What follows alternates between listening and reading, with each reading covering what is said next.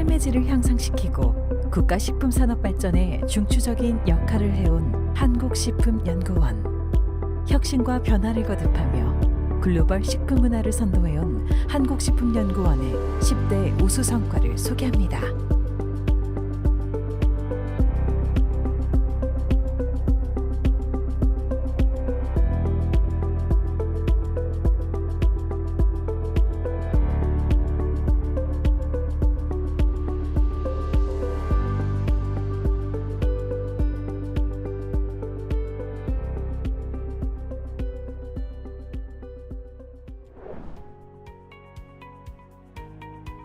(92년도부터) 보급이 되었는데요.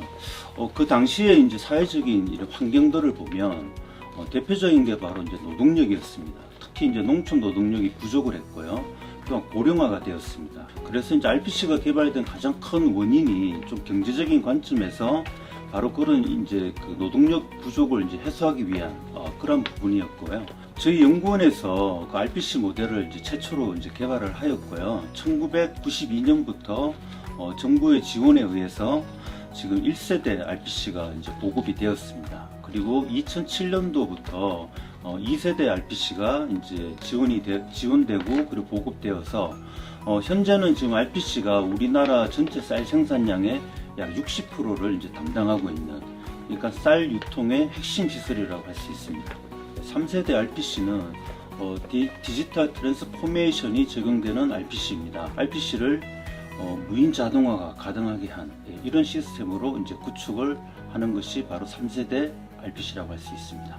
벼를 수확한 후에 처리하기 위해서는 많은 비용이 필요로 하는데, 그 RPC가 이제 개발되고 보급됨으로써 연간 한 700억 이상의 그 비용 절감 효과도 지금 보고되고 있습니다. 소비자에게 안전하고 고품질의 쌀을 제공을 함으로써 소비자의 신뢰도 향상, 또 나아가서는 쌀의 국제 경쟁력 강화, 이러한 부분에서도 크게 이제 기여를 하고 있다고 지금 판단을 하고 있습니다.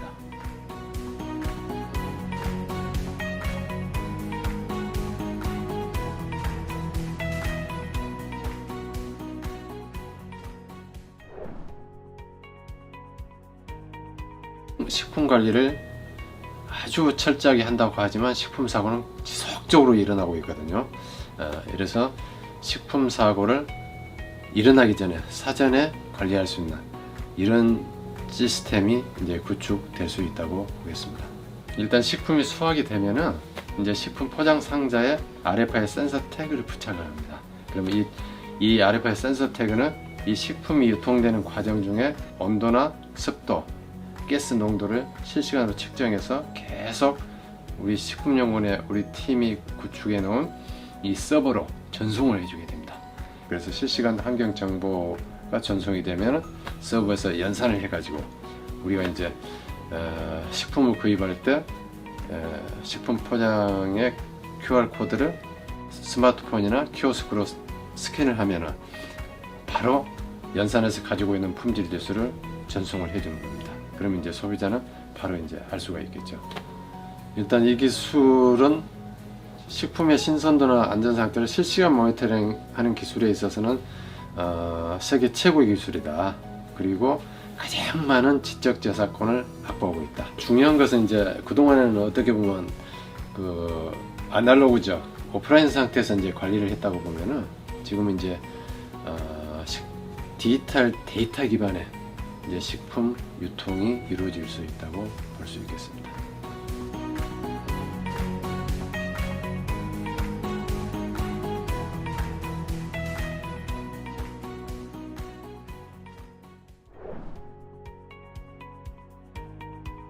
잠을 잘 못 자는 사람들의 어떤 통계치도 국가적으로 계속적으로 증가하고 있고 사회 경제 비용도 계속적으로 증가하고 있기 때문에 수면 소재 개발을 통해서 좀 이바지할 수 있으면 좋겠다라는 생각으로 시작하게 되었습니다. 그 천종을 대상으로 해서 저희가 그 수면의 효능과 그 다음에 천연물과의 관계성을 먼저 살펴보는 커넥티브 맵을 통해 가지고선 소재를 먼저 발굴을 하고요.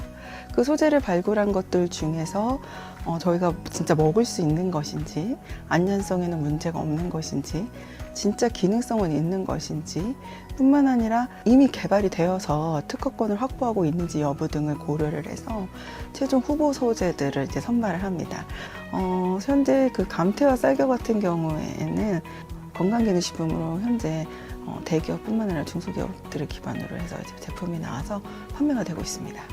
수면의 신규 클레임을 받았다라는 얘기는 건강기능식품 시장의 새로운 부분을 개척했다라고 보시면 돼요. 예. 수면 산업의 같은 경우에는 전 세계적 글로벌하게 약 600억 달러에 이르는 굉장히 큰 시장을 형성하고 있습니다. 그에 반해서 저희 한국은 이제 시작하고 있는 단계인데요. 점차적으로 불면증은 계속적으로 증가하고 있는 상황이니 수면의 시장은 앞으로 더욱더 슬립 테크라는 기술을 기반으로 해서 성장할 수 있을 것이라고 생각이 됩니다.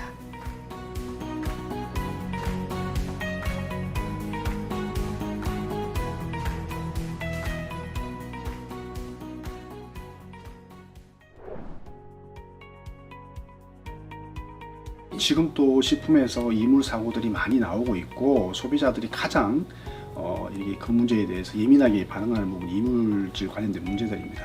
이제 식약처뿐만 아니라 이제 정부, 그 다음에 이런 어떤 일반 기업들, 그 다음에 소비자들 모두가 그 에너지를 집중을 하면서 식품 이물이 발생하는 문제들을 그냥 둘 수는 없겠다. 이제 그렇게 하면서 많은 사람들이 좀 관심을 가지게 됐죠. 그래서 테라스 기술을 이용했더니 기존에 있는 기술을 찾아내지 못한 연질 이물들을 찾아내는 기술들을 저희들이 발견한 거고, 그래서 그것을 장치화시키고 비파계 검사 장치로 만들어서 저희들이 제품화해서 이제 공급하려고 하는 것이 저희들이 이제 해왔고 또 앞으로도 하려고 하는 일들입니다.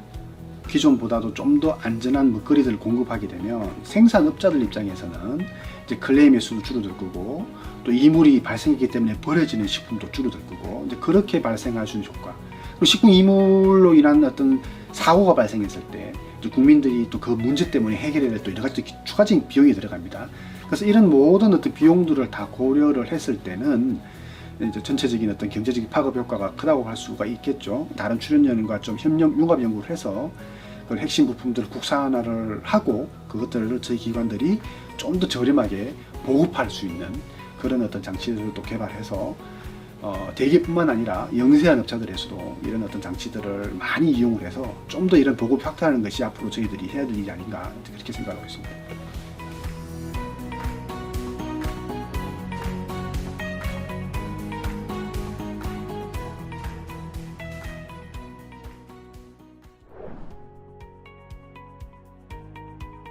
요즘은 100세 시대라고 이야기를 합니다만 평균 수명은 늘어났지만 건강 수명은 늘어나지 않았어요.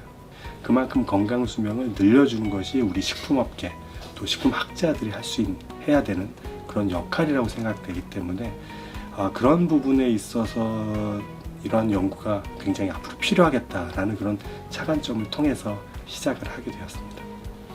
처음에는 이 노인들이 먹기 불편한 그런 식품들을 좀 더 부드럽게 만들 수 있는 그런 물리적인 특성을 제어할 수 있는 그런 공정 개발을 중심으로 연구를 했고요. 그 다음에 그 이후에는 특정 영양 성분들을 강화하고 체내 흡수를 도울 수 있는 그런 연구 내용을 중심으로 진행을 했었습니다. 그 이후 최근에는 이 노인들의 그 각자의 신체 상태를 보다 개인적으로 알 수 있는 그런 진단을 할 수 있는 그런 툴을 만들기 위한 플랫폼 구축을 위한 연구를 진행을 하고 있습니다. 협력 연구를 통해서 이러한 제도들을 구축을 하고 또 노인들이 이러한 식품들을 먹을 수 있도록 기준 규격이 마련이 되어서 조금 더 이 노인들이 편하게 또 식품을 섭취할 수 있는 그런 방법들을 제시했다라는 것이 가장 중요한 성과라고 생각합니다. 고령 친화 식품은 앞으로는 이 노인들이 이 건강 수명을 누리기 위해서는 반드시 필요한 그런 분야라고 생각을 하고요. 이러한 분야가 활성화됨에 따라서 사람들의 삶의 질이 높아지고 또 건강 수명을 조금 더 풍요롭게 지낼 수 있는 그런 역할을 할 수 있다라고 판단을 합니다.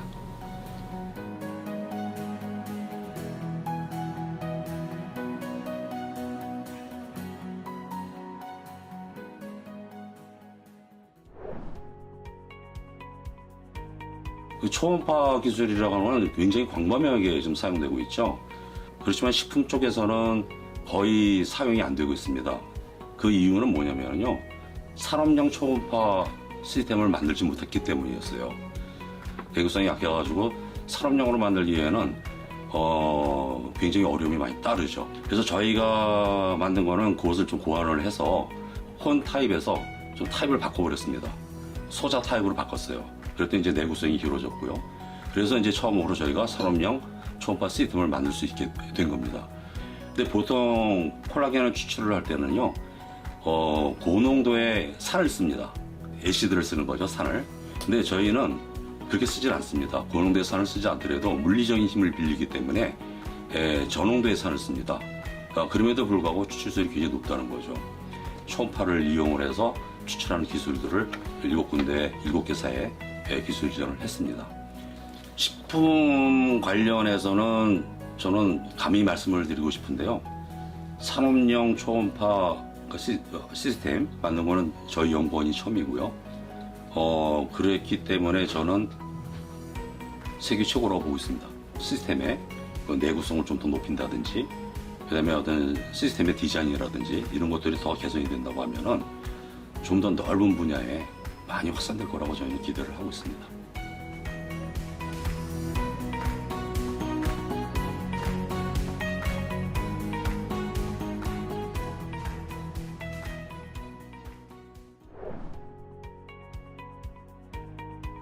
코덱스는 그 UN 산하기구인 FAO, 그러니까 국제식량기구, 그리고 WHO 세계보건기구 공동으로 1963년에 설립한 국제기구입니다.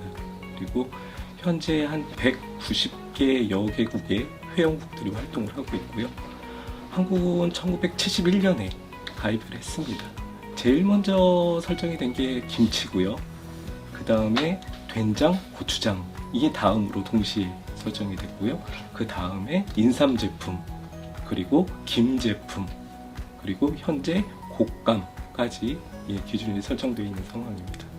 일단 코덱스 표준이 교역상에 미칠 수 있는 영향이라고 한다면 한 크게 두 가지 정도로 요약이 될 수 있겠고요. 첫 번째는 분류 체계에 영향을 미칩니다. 분류 체계가 없는 상태에서 수출이 되는 게 굉장히 어려운 일이거든요. 그래서 다른 나라의 분류 체계에 공신적인 영향력을 줄 수 있는 표준이 제정이 된다라고 이해를 해주시면 되겠고요. 두 번째는 무역상의 어떤 기술 장벽이나 아니면 위생 장벽을 낮추는 역할을 하게 됩니다. 코덱스라고 하는 것이 그 정의를 만들어내는 일을 하고요. 그리고 그게 국제사회에서의 합의를 통해서 모든 세계인들의 공통인식을 도출하는 일들을 하고 있거든요. 그런 의미에서 코덱스의 의미가 굉장히 크다라고 말씀드리고 싶습니다.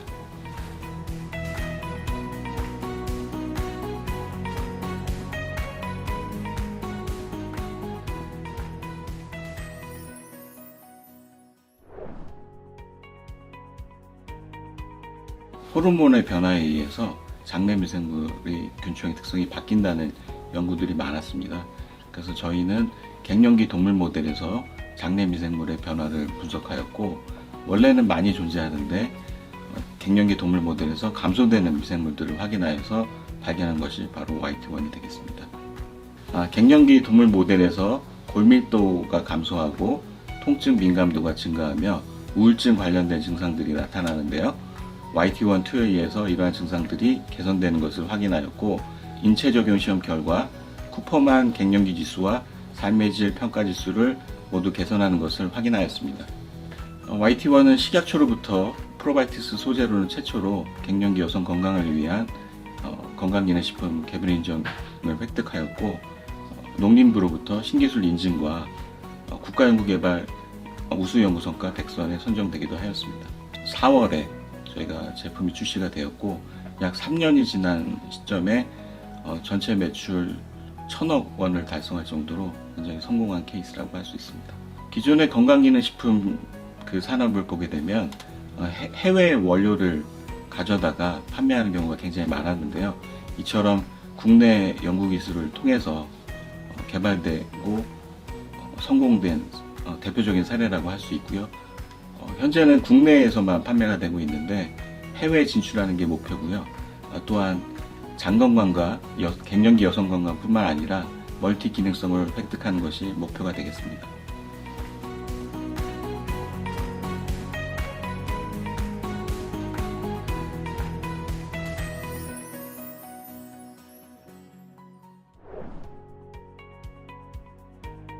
개인마다 갖고 있는 마이크로바이옴, 우리 장내 미생물이라고 부르는 마이크로바이옴이 다 다르기 때문에 이런 미생물들이 각 개인 안에서 다르게 존재하는 미생물은 다른 역할을 할 것이기 때문에 마이크로바이옴에 따라서 맞는 식이나 영양을 하는 것이 그 사람의 건강 상태를 유지하거나 질병을 막아주는 데 도움이 될 것이다 라고 생각하고 있어요. 임상 피험자는 10,000명 규모의 사람들을 모아서 이들의 마이크로바이옴 정보, 식생활 정보, 오믹스 정보들을 모아서 이들을 분석하고 DB화하고 플랫폼화해서 산업계나 연구계 그리고 의료계가 사용할 수 있는 공공의 플랫폼을 만드는 목적으로 일을 하고 있습니다. 실제로 저희가 DB를 구축한 후에 이 DB의 효용성에 대해서 검토를 하거든요. 그래서 비질환 사람들과 각 질환군에 있는 사람들을 가지고 예측 모델을 만듭니다. 장내 미생물 정보만 가지고 이 사람이 질환일지 아닐지, 질환이 더 발전될지 안 될지에 대한 그런 연구를 하는데요. 실제로 지금은 간질환, 신장질환, 비만, 당뇨에 대한 특허는 등록이 되어 있고요. 그래서 장내 미생물 정보를 가지고 4가지 질환 정도는 현재 진단을 할 수 있다 라고 보실 수 있고요.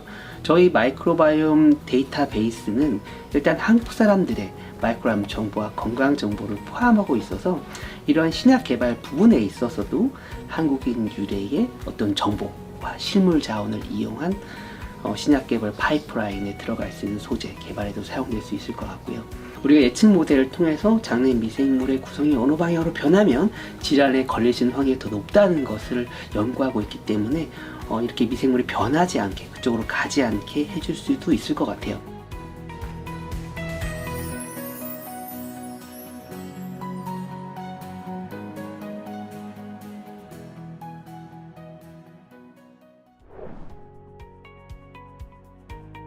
국가에서도 미세먼지에 대응한 어떤 대응안이 있었으면 좋겠다라는 부분에서 저희는 또 식품에 대한 아이덴티티가 있으니까 그 부분에서 식품으로 미세먼지에 의한 호흡기를 개선시키거나 아니면 미세먼지를 직접적으로 배출할 수 있는 그런 식품이 만들어졌으면 좋겠다라는 취지였습니다. 호흡기 질환을 평가할 수 있는 세포 모델계 5타겟을 설정을 했고요. 이 100여 종을 가지고 이제 동물 모델 에 적용시켜서 뭐 COPD 모델이라든지 천식 모델, 그리고 비염 모델, 뭐 미세먼지에 의한 폐손상 모델, 뭐 이런 쪽으로 그 모델을 구축하고 거기에 1차적으로 세포에서 효과가 있었던 소재들을 다시 적용시켜서 최종적으로 나온 소재에 대해서 저희가 최종적으로 그 호흡기 개선 기능성 식품 소재로 선발을 하게 된 거고요. 저희는 세포 실험, 동물 실험, 유효성 평가, 안전성 평가를 통해서 13종이라는 호흡기 건강 기능성 소재를 발굴했고요. 이 소재들에 대해서는 논문이나 뭐 특허들을 출원하게 됐고, 특허를 출원함으로써 지식재산권을 획득하게 됐습니다. 한국식품연구원에서 이제 임상까지 성공해서 그 분야의 하나의 산업화를 통해서 신시장을 창출하고, 이런 부분들이 미세먼지나 뭐 여러 가지 호흡기의 증상을 느낀 사람들이 개개인별로 이제 자신의 호흡기 건강을 챙길 수 있는 그런 미세먼지에 대응한 그런 식품들이 개발된다는 게 저희 뭐 보람이면 보람이고, 그리고 연구의 가장 큰 뭐 의의일 것 같습니다.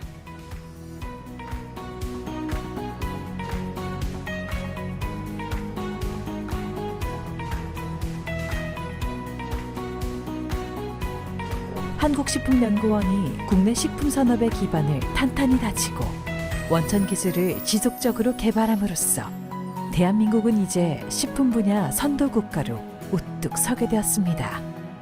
끝없는 연구와 노력으로 대한민국 식품산업의 역사를 새롭게 써온 한국식품연구원. 어제와 오늘을 넘어 이제는 더 큰 미래를 준비합니다.